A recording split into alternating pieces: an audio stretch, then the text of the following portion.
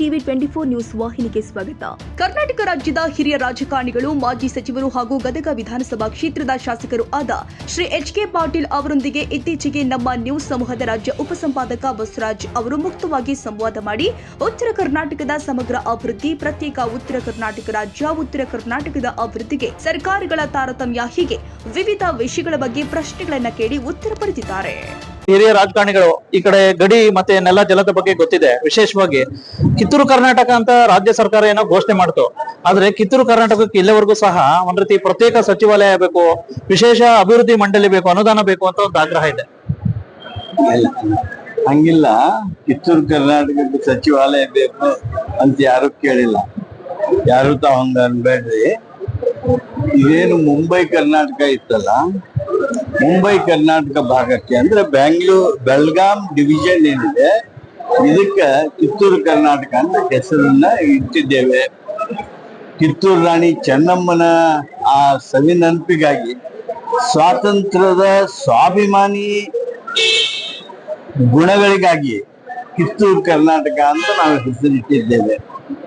ಈ ಭಾಗ ವಿಶೇಷವಾಗಿ ಅಭಿವೃದ್ಧಿ ಆಗಬೇಕು. ನಿಜ ಅಭಿವೃದ್ಧಿ ಆಗಿದೆ, ಆಗಿಲ್ಲ ಅಂತಲ್ಲ. ನಮ್ದು ನಾವು ಸ್ವಾತಂತ್ರ್ಯ ನಂತರದಲ್ಲಿ ಮುಂಬೈ ಸ್ಟೇಟ್ನೊಳಗಿದ್ದವರು.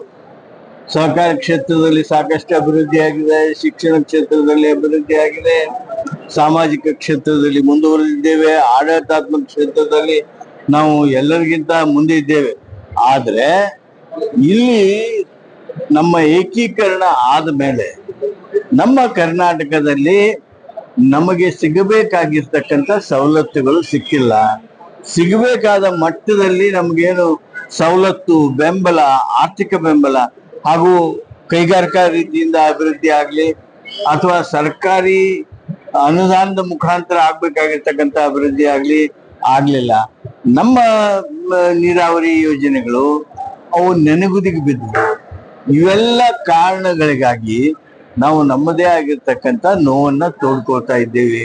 ನೋಡಿ, ಈ ಬೆಳಗಾಂದಲ್ಲಿ ಈಗ ಆಯ್ತಿದ್ದು ಸುವರ್ಣಸೌಧ, ನಾವು ಹೈಕೋರ್ಟ್ ಆಗ್ಬೇಕು ಅಂತ ಎಷ್ಟು ವರ್ಷ ಬಡದಾಡ್ಬೇಕಾಯ್ತು. ನಮ್ಮ ವಿಶ್ವವಿದ್ಯಾಲಯಗಳು ಇವತ್ತು ಬಹಳಷ್ಟು ತೊಂದರೆಗಳಿದ್ದಾವೆ. ಅವುಗಳನ್ನ ಸುಧಾರಣೆ ಮಾಡ್ಕೊಳ್ಳೋದ್ರ ಸಲುವಾಗಿ ಎಷ್ಟು ಹೋರಾಟ ಮಾಡ್ಬೇಕಾಗಿದೆ. ಆದ್ರಿಂದ ಇವೆಲ್ಲವುಗಳನ್ನ ಇಟ್ಕೊಂಡು ನಾವು ಉತ್ತರ ಕರ್ನಾಟಕ, ಕಿತ್ತೂರು ಕರ್ನಾಟಕ ಈ ಭಾಗ ಅಭಿವೃದ್ಧಿ ಆಗ್ಬೇಕು ಅಂತ ಹೇಳಿ ಆ ಒತ್ತಾಯವನ್ನ, ಆಗ್ರಹವನ್ನ ಮಾಡ್ತಾ ಇದ್ದೀವಿ. ಸರ್, ಈಗ ತಾವು ಹಿರಿಯ ರಾಜಕಾರಣಿಗಳು, ತಮ್ಮದೇ ಪಕ್ಷದ ಸಾಕಷ್ಟು ಜನ ಒಂದ್ ರೀತಿ ಅಭಿವೃದ್ಧಿ ದೃಷ್ಟಿಯಿಂದ ಉತ್ತರ ಕರ್ನಾಟಕ ಪ್ರತ್ಯೇಕ ರಾಜ್ಯ ಆಗ್ಬೇಕು ಅಂತಾರೆ. ಒಂದ್ ಕಡೆ ತಾವು ಗಡಿ ಪ್ರದೇಶದ ಒಂದ್ ರೀತಿ ಇದು ಮಂಡಳಿ ಅಧ್ಯಕ್ಷರು ಸಹ ಆಗಿದ್ರೆ, ಇದಕ್ಕೆ ನಿಮ್ಮ ಏನ್ ಪ್ರತಿಕ್ರಿಯೆ ಸರ್? ಉತ್ತರ ಕರ್ನಾಟಕ ಪ್ರತ್ಯೇಕ ರಾಜ್ಯ ಆಗ್ಬೇಕು ಅಂತ ಯಾರು ಕೇಳಿಲ್ಲ.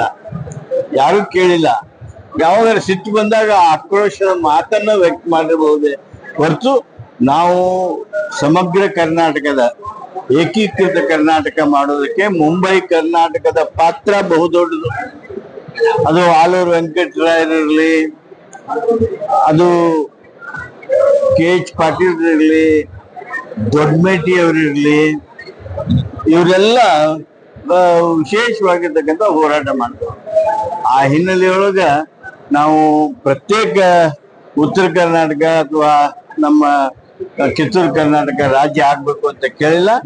ನಮ್ಮ ಒಟ್ಟು ಕರ್ನಾಟಕ ಏನಿದೆ, ಅಖಂಡ ಕರ್ನಾಟಕ, ಉದಯವಾಗಲಿ ಚೆಲುವ ಕನ್ನಡ ನಾಡು, ಈ ಮಂತ್ರ ಹೇಳಿದವ್ರೆ ನಾವು ಉತ್ತರ ಕರ್ನಾಟಕ.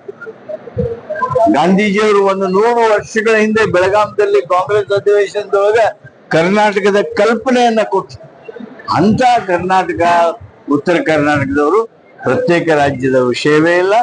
ಆದ್ರೆ ನಮ್ಮ ಭಾಗಕ್ಕೆ ಆಗಿರ್ತಕ್ಕಂಥ ಒಂದು ಅನ್ಯಾಯ, ಪ್ರಾದೇಶಿಕ ಅಸಮಾನತೆ, ಈ ಪ್ರಾದೇಶಿಕ ಅಸಮಾನತೆ ತೊಲಗಬೇಕು ಅನ್ನುವಂತ ಆ ಪ್ರಯತ್ನವನ್ನ ರಾಜಕೀಯದಲ್ಲಿ ನಾವು ಯಾವ್ಯಾವ ಸ್ಥಾನಮಾನದಲ್ಲಿ ಇರ್ತೇವೋ ಆ ಸ್ಥಾನಮಾನದಲ್ಲಿ ನಾವು ಅವುಗಳಿಗಾಗಿ ವಿಶೇಷ ಹೋರಾಟ ಮಾಡ್ತೀವಿ. ಸರ್, ಇದೇನಾದ್ರು ತಾರತಮ್ಯ ಹೋಗ್ಬೋದ ಸರ್ ಮುಂದೆ?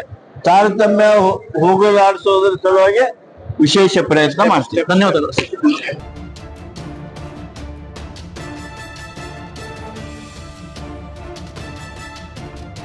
ಕನ್ನಡಿಗರ ಮೆಚ್ಚಿನ ನಿಮ್ಮ ಟಿವಿ 24 ಕನ್ನಡ ನ್ಯೂಸ್ ವಾಹಿನಿ ಇದೀಗ ಟಿವಿಯಲ್ಲಿ ಲಭ್ಯ.